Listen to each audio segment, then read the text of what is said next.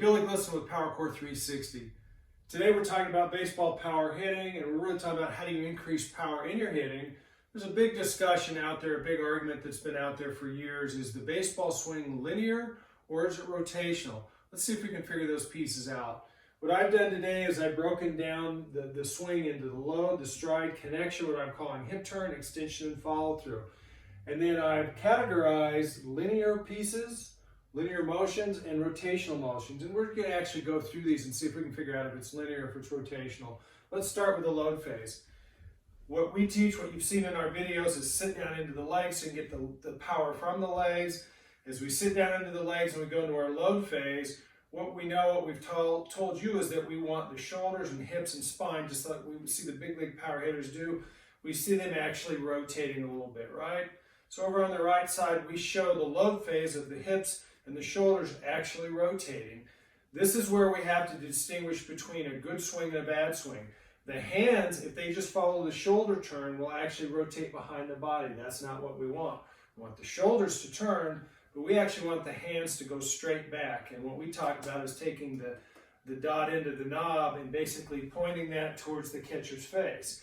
But the hands and arms are actually moving linearly, more straight, while the shoulders are rotating back and the hips are turning, right? At the same time, depending on how good the load phase is for the hitter, we talk oftentimes about stacking or sitting back into this back hip, loading and riding that back leg, back hip. So as our hips and shoulders are turning back and our hands are loading back linearly, some good hitters are really good that they separate the load of their hands, and they'll take this stride foot forward. Now notice when I take this stride foot forward, we've talked about the fact that we take the heel forwards towards the pitcher. This is also a linear movement, right? We don't want this thing stepping out, nor do we want this foot and this thigh opening up before this stride foot hits the ground, because if the thigh opens, the hip's going to turn to open, the shoulders may turn to open. All these things will happen later, but right now we want this foot to be just solely linear, moving straight forward with the heel going that direction, so our hips and shoulders are still staying in this rotationally loaded position. We don't want to use the power from them yet. Okay, so just kind of quickly reviewing on the load phase, hands and feet are staying linear. Rotationally, we've got the hips, the shoulders, and we didn't talk about it, but let's show that real quickly. Hands are moving back, but look and see what the barrel's doing. That barrel's probably turning a little bit rotationally back here behind the body. So we've listed it as rotational in the load phase. Let's go into the stride. Let's talk about the left foot, the hips, and the shoulders. So we go into our stride, once again, we know the left foot's going forwards linearly. The hips and shoulders are staying close, so they're not turning, they're staying linearly as well, moving with the body. And there's really, at this point in time on the stride, because stride is really for us, and when we get all the way to toe touch, that's all a linear movement, that's the stride phase. We don't really show any real rotational movements yet of any part of the body or the bat. When stride now goes into the next phase, which is connection, we talk about connection being really focused on taking this from a loaded position. We go stride, toe touch here. We talk about that right elbow, that back elbow, driving straight down in front of that back hip. That to us is a linear motion so far, right? And once again, depending on where the pitch is at and different kind of style factors of the hitters, that right elbow's coming in. Well, we know because the elbow is connected to the forearm, forearm's connected to the hand, and that's holding the bat, that basically as we start down with that elbow, well, the knob end of the bat is actually coming down, and the barrel is as well. But at this point, as we go to toe touch, and we get to elbow connect here, the hands are staying inside the ball. We tend to want to think of this as still a right elbow is linear, hands are linear, and in fact, we're trying to keep this inside the ball. The barrel is also staying pretty much linear at this point in time. It's not turning around the body yet. When we get now past connection, we get into hip turn, things start to change. Remember, when we get to hip turn, what we're talking about is we go toe touch, and what triggers or drives the hip turn and the rotation of the body is that left heel driving into the ground. At that point, the drive forward, the toe touch has stopped the linear movement forwards. The heel planting should firm up the front leg, and now the hip starts to turn.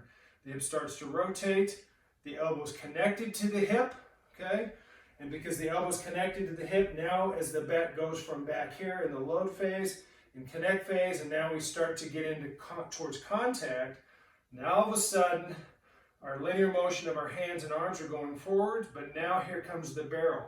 And the barrel's rotating. This is the bat speed we're looking for. We want it late in this phase, and we want that thing coming through deep in the zone, through the zone, and we want that barrel coming through fast, because this is about where contact is going to be for most pitches, and in the pure sense, right? Where we talk about a power slot where the elbow's still connected with the front of the hip, we've got our power line, but now the hips have actually turned. The hands are starting to go and not just go linear anymore. They're starting to actually, because the elbow's connecting with the hip, they're starting to rotate. And at the end, once again, that barrel's rotating. The shoulders are starting to rotate. And once again, all triggered by that left heel hitting the ground.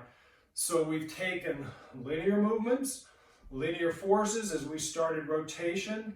Then we're now starting to add rotational forces, torques of the entire body, and putting that into the hands, arms, and then ultimately into the barrel to bring the barrel around with force. The body's still accelerating at this point in time, and the bat barrel is still accelerating actually to contact and hopefully then through contact. You'll notice here, like the hands, knob, and barrel are listed under hip turn. They're listed as linear. Guess what? They're also listed as rotational. It depends on where the pitch is at, but there are certainly both linear and rotational components of the hands, the knob, the barrel, and shoulders as we go through this hip turn phase. All right, let's talk about extension. Extension basically is after we've made contact with the ball, the ball's off into space, hopefully driving really hard somewhere. The body now, the elbow, we lose connection with this. The hips are continuing to turn. The shoulders are turning, but if we've done the right thing with the hands and arms and bat, they've had a lot of linear component to it. Then our hands and arms are going to kind of continue to go very linear if we can. The barrels come through, and hopefully the barrel, depending on where the pitch is, if we're going opposite field, then we're going to get extension, and the tip of this barrel is probably going to point over there towards opposite field, right field for a right-handed hitter, right? But this is what we're looking for, linear, rotational, and so now look at the barrel. The barrels continue to go from here rotating out to there. What we don't want to do is this.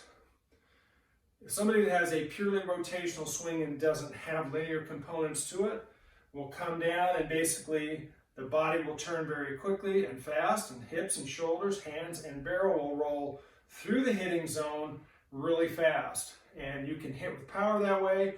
You just have to be really good with your timing to get the barrel in the zone, to hit pitches.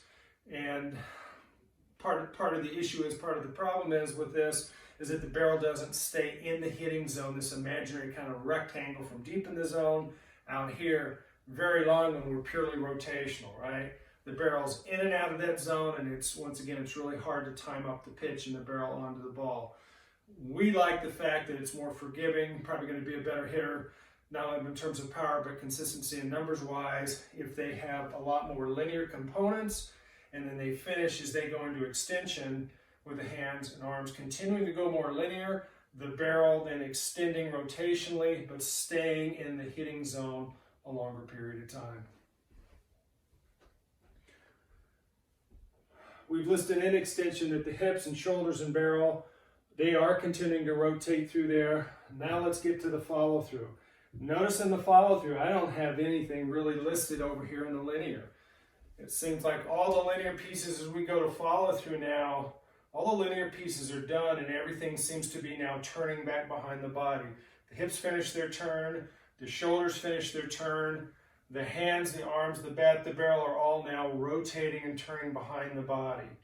So what I put down here is pretty much everything seems to be rotational at that point in time.